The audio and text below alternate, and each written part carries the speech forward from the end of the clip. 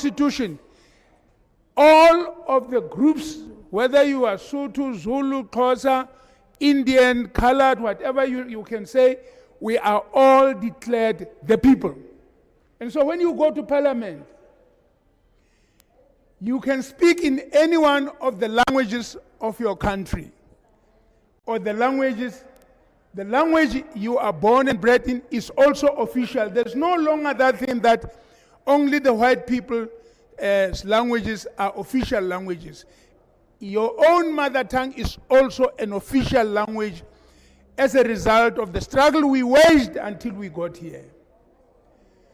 Now let me turn very quickly to the conditions of today, because I must really start there. Today we are here, we want to ask the people of South Africa to vote for the Congress of the People. To vote for the Congress of the People. And let me tell you this, all of the nations of the world are entitled to self-defense. All of the nations of the world, including in this country, South Africans, we are all entitled to defend ourselves. Today, there are people in our country who come here, they kill our people. They slaughter our people, men and women. We of the Congress of the People want to say this. The time has come that we must defend ourselves. The people of England have got a defense force. The people of Germany, the people of any country have got a defense force. They defend themselves against those who are their enemies, who kill them. They defend themselves, and they're entitled to do so against the criminals. If you are a criminal, you are an enemy of the people of South Africa. If you are a criminal, you are an enemy of the people of South Africa. And we, you must listen to me carefully, please, listen. We, the people of South Africa, are entitled to defend ourselves. We have a right to do so. It's all international, every nation, including us. So now, anyone who kills the people of South Africa must be met with resistance from us. We will also eliminate them. I'm saying this very carefully. I've thought about this long time. I was a Minister of Defense for 10 years, fighting for peace and leading for peace in countries like the DRC and so on, including in other parts outside of Africa. The people of our country, South Africa, are entitled to defend themselves. The reason we did away with conscription is because the apartheid regime used to only collect white young people, trained them in military things, and used them to kill us, which is why our people took arms to defend themselves, which is why President Mandela and others spent so many years on Robben Island. But when that fight between us and the Afrikaners was finished, we said to them, we want peace amongst all the people of South Africa. Now, we even got rid of the death penalty. Said nobody should be killed and all of that. We continue to do that. But the conditions that have resulted now require us, South Africans, and we are ready to lead you. We, the people of South Africa, must defend ourselves. We must defend ourselves, and we want to ask the people of South Africa to vote for the Congress of the People so that we can prepare the people to defend themselves. We are not going to introduce what you call forced conscription, but we are going to introduce military conscription. Not compelled, voluntary military conscription. If there are people who come into this country with weapons and things like that and kill our people, we will meet that force with force. We will respond as we are entitled to do by the international law and international communities. We will train the children of this country. We'll take them and we'll train them. We will arm them. Not to kill you, the people, or anybody who comes here as a friend, but to defend themselves against those who come here to kill our men and women, our young people and so on. We are going to do this. We are going to do this because it's international law. Every nation has a right to defend itself against aggression from elsewhere. So this is what I want to say. The Congress of the People, if you vote for us, we will introduce voluntary military conscription. Men and women, boys and girls, we will teach you patriotism. We will teach you patriotism means the love of your own people, the love of your country. We will not teach you to kill people, just innocent people, and do that. But you must be able to respond when there are people who are killing your people, who are destroying the lives of our people. That we will not allow to happen. And I want to say that without batting an eye, we will not allow anybody. And of course, what's going to happen is that we are going to have to consider. We are going to have to consider whether we must continue to get people who come and kill our people, and then we must take them and put them in the prisons and feed them and look after them. I know. It cannot be like that. Very many nations have before abolished the death penalty. But when circumstances turned as sour as they have turned against us in our country, you must consider whether we should keep people who are killing our people and put them in the prisons which are like hotels, give them free food and look after them. No, we will not do that. We want to take action, very decisive action, to eliminate those who eliminate our people. South Africans must come to terms with this. And when conditions improved, even the other nations which had reversed the policies they had taken earlier began to then remove that and open space. We want you in South Africa. You are visitors or what, you are welcome. But please, we don't want you to come here and kill the people of our country. We will not allow you to do that. And even if you are one of us, you are one of us, but you think that South Africans should be killed just to entertain yourself, I'm sorry. We will not accept you amongst ourselves. This message is very important. I make this message today.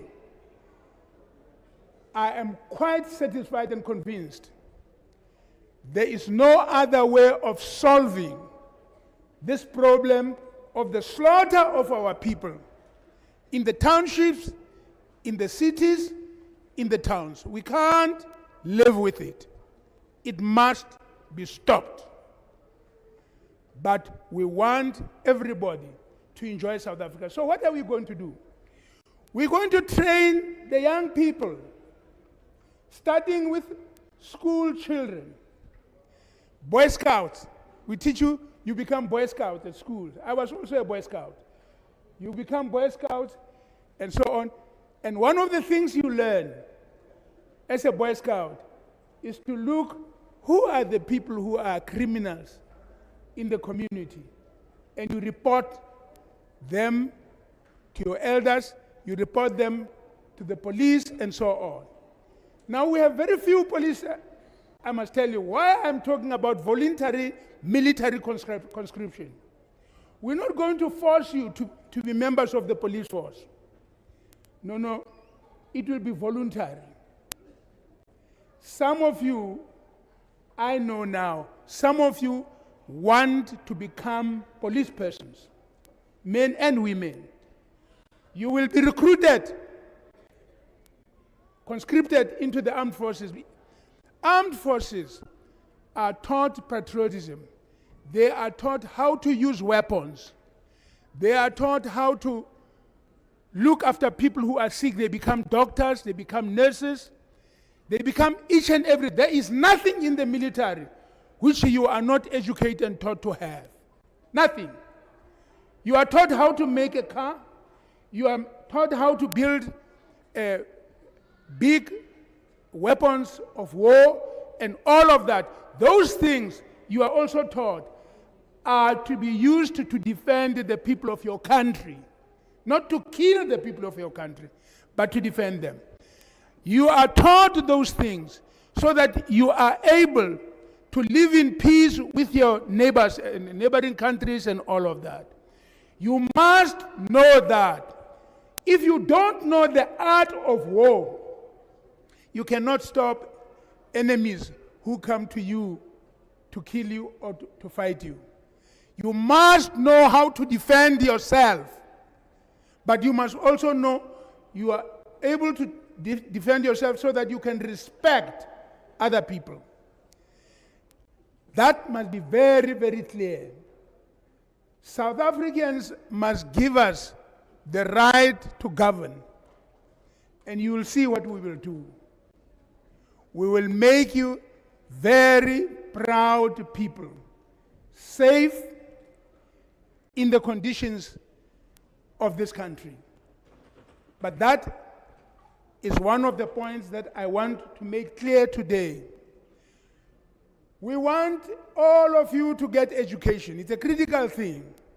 We must educate all of you so that when you are educated, you can be of service to the people, you can know how to do things that needs to be done. It is critical that a lot of the children that are busy using drugs in the townships here and all of that, why are they doing that? Because they don't have jobs. Because they don't have jobs. If you don't send them to school, if you don't give them jobs, they will not be able to do anything but to smoke these drugs. And who's bringing these drugs here? We know the people who bring the drugs around. You will know them. You know them. They live amongst you. You need to tell us who they are. And these ones who are trained in the military must arrest them. The police must arrest them.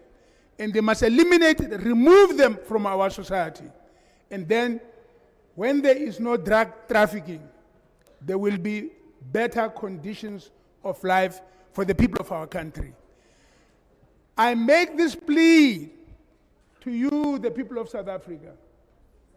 If we had not been defended and protected in our time, we would not have been here today. And we must today ensure that our children are sent to schools. The money that you pay when you buy clothes, you buy food, you buy cars, and so on, that money which is called VAT, value added tax, is the money that goes to government, to parliament there, so that that money must be used to look after you, to build for you hospitals, to build schools, roads, and so on. That is your money. It is not my money. I'm a member of parliament, but that's not my money. It's not the money of those who are stealing it. It's your money. Please, when you are asked to vote, you are asked to choose men and women that you know and trust, that they will not go to parliament, take your money, and steal it for themselves. When you are sent there, it is so that the money you have paid in VAT and all of that, that the men and women you send to parliament must take that money and provide education for your children, hospitals. There's no roads out here. There's no water out here. We came here because we knew that the people of Hammanskraal have been dying of cholera. There's no water for the people of Hammanskraal. Why is there no water? Why? What happens to the money that all of us pay in the form of VAT and so on? What happens to that money? We are seeing men and women. Zondo told us about the men and women who stole the public funds, and they are still roaming around. Considerable numbers of them are still sitting in parliament. They are the people who stole your money. And when we say vote, we don't mean choose somebody who's got a BMW. We want somebody who want to go there and take your money and create good conditions of life for the people. Don't vote for somebody who's got a BMW or a Mercedes-Benz or something like that. He or she may have stolen your money to buy those things, those cars that they are driving. You live in communities with men and women you know are trustworthy. Habano utswa tšhelete ya lena, bele ba tsebang hore no ba hlompha setšhaba. Those are the people we want you to send to parliament, so that those people can do for you that which you need. And please, you mustn't forget this. You must not say you are tired of voting, because every time you are paying VAT, it's your money. It's the money of your children. It must benefit you and the children. How many of you know how to grow mealies, fruit, and so on? We need you to be sent for education in agriculture and various fields, so that you can cultivate food and you can feed your people and feed your children. Unless you get that kind of education and training, you will be living in hunger. You will be watching your children die of absolute poverty. Please, we want some of you to go also into training in mining. Look how many criminals are in the mines today. The mines are full of criminals. Very many of them who even come from outside our country. But those mines is money that's coming out of those mines. It's your money, it's your minerals. They should be used to uplift you, to educate your children, to build homes for the people. But how many of you are trained in those fields? Now I believe we don't even have electricity. What happened to the electricity? You know, the sun, out of the sun is coming electricity. God has given us free electricity. But why is electricity not there? The towns, the cities, the townships, dark. What happened to the people that were working under apartheid, making sure that every day we've got electricity? What happened to them? Some of us drove them out. But we were advised at the time by the leadership, do not get rid of these people who know these arts.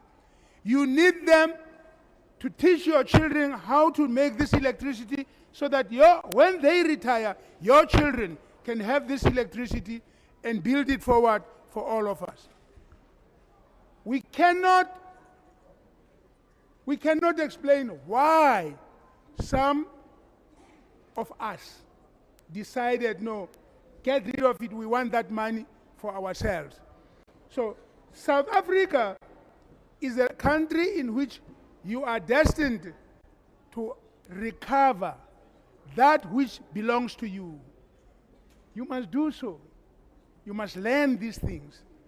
We want to educate you, we want to teach you, we want to make sure that you are able to do for yourselves what the National Party and them were able to do when they were here. We want that, but you must be able to do them yourself. And we are going to train all of you, both yourself as black sections and white sections, all of you must be able to do that. Today we are seeing a miracle. Other countries are telling us and telling our leaders, take coal, don't use coal, don't use coal. But they are saying, bring that coal to us. It goes to England, it goes to other countries, to China and all of that. They are using it, but they say we must not use it. Why is our government agreeing to this kind of betrayal?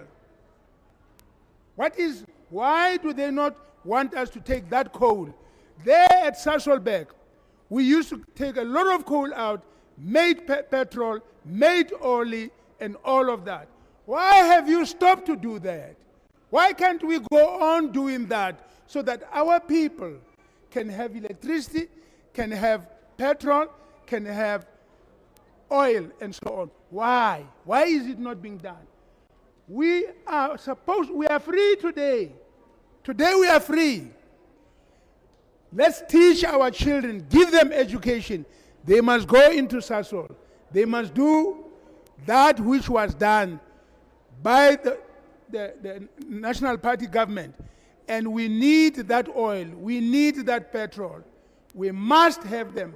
Unless we do that, unless we are able to get the knowledge, we will not be able to raise our people out of the squalor and poverty that we now find ourselves in.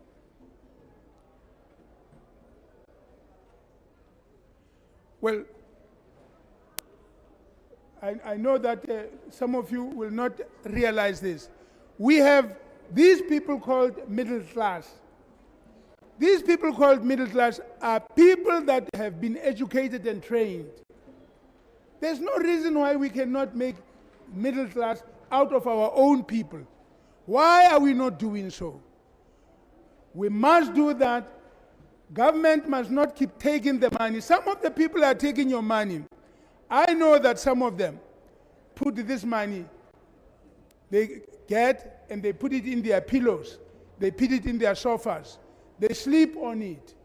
They don't, because they don't want to give it to the people and educate them, so that we can have the ability to cultivate South Africa into a modern state that is able to look after its people and ensure that we have a better life for all. Our slogan is there. It says we must build prosperity for all. If you want to build prosperity for all, you must make sure all of our people have got that education and know-how so that they can collectively have and achieve that which will make them a better people in the conditions of this country. Comrades, I have said as much as I could today, and I'd like you to share these messages with those of our people who are willing to listen, who are keen to change the conditions under which we find ourselves. I thank you.